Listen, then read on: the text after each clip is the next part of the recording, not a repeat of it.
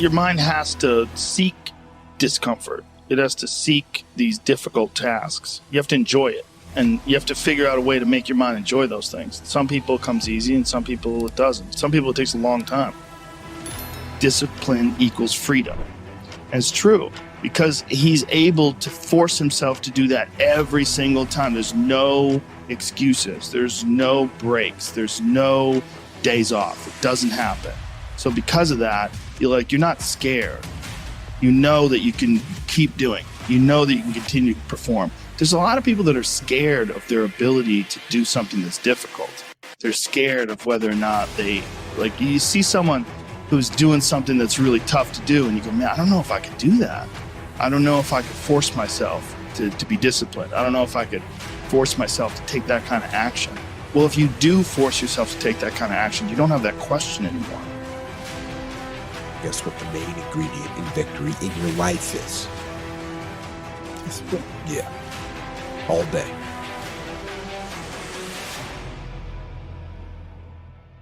There is no shortcut. There is no hack. There's no sweatless solution. You're gonna have to work. There is always weakness to work on. Always. A lot of them. Why would we allow ourselves to make easy excuses? Why would you allow that? The SEALs didn't beat this into me. You have to have it before you even get there. Because if you're not structured and disciplined before you get there, they can't teach you while you're getting your ass kicked because you'll quit. So basically for me is once you really want to become uncommon amongst the best people in the world, you can't give yourself a way out. A common individual can stay on point for a year and they fall off. That's normal. It's that uncommon person that has, how long did I haven't taken it off for 6 years? You don't hear that very often. That's how you start to separate yourself.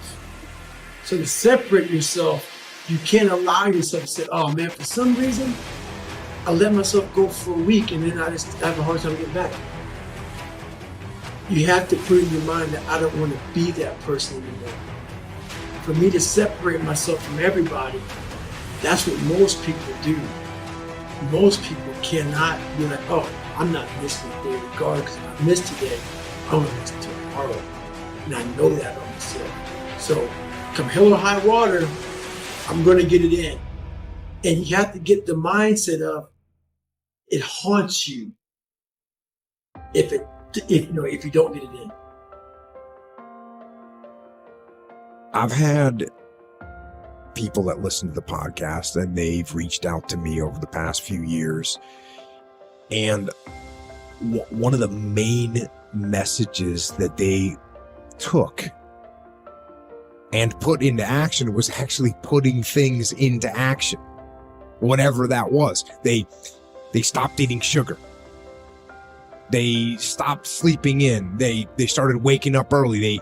They quit playing video games for 10 or 12 or 14 hours a day. They sold that Xbox thing.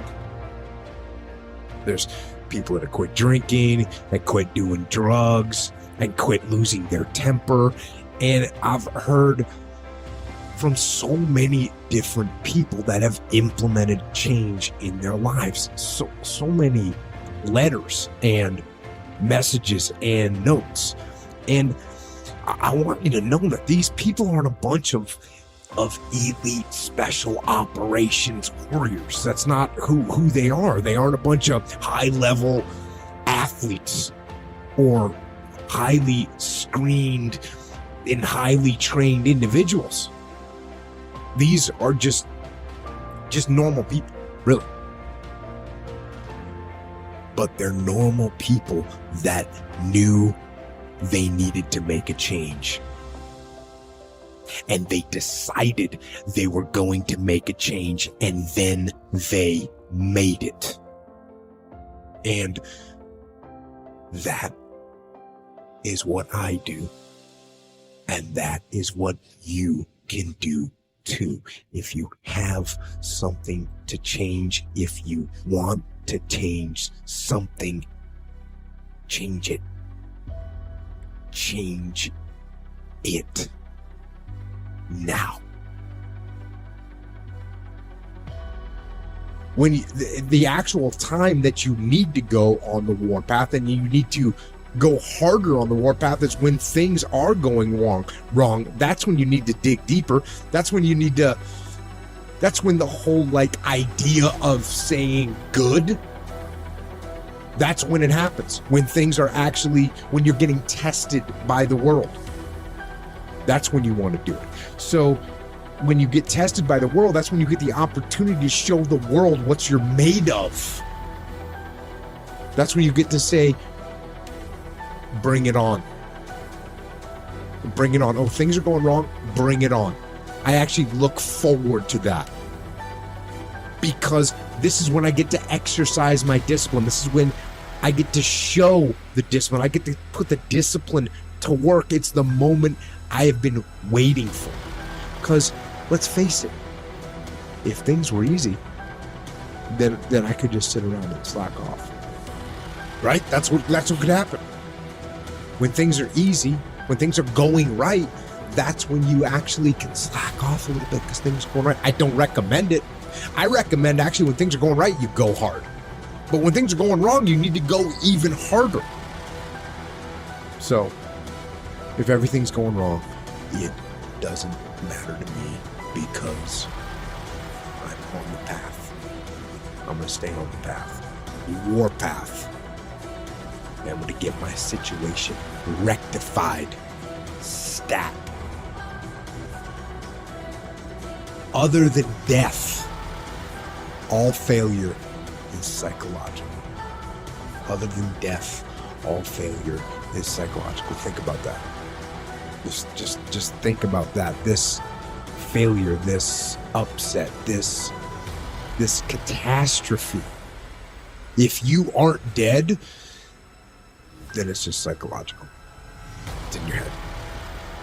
Now, this does not mean that you won't lose some battles, because you will. We all will. But it does mean that as long as you don't surrender, as long as you don't give up, as long as you don't quit, then you haven't failed. It just means you've made a temporary tactical retreat. It means you've made a brief withdrawal so that you can regroup and reattack. So, as far as I'm concerned, if you get beat, unless you're dead, you are not defeated. And you have not failed. What you've done is you've learned. You've gained experience. And you're still alive. And you have memories to make. So get up and go get after it.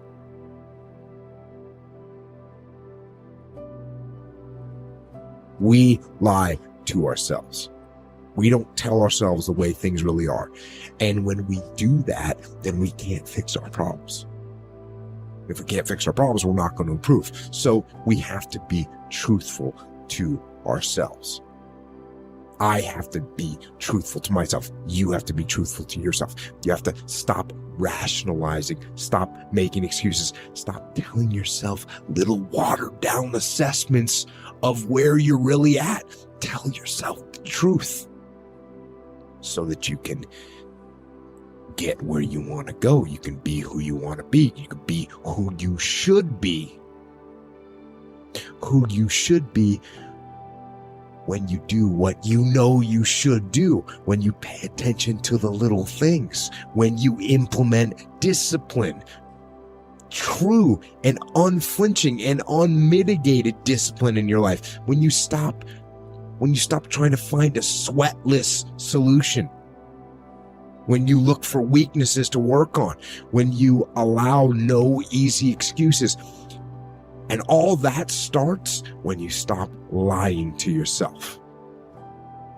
when you stop lying to yourself, that's when you can become who you know you should be.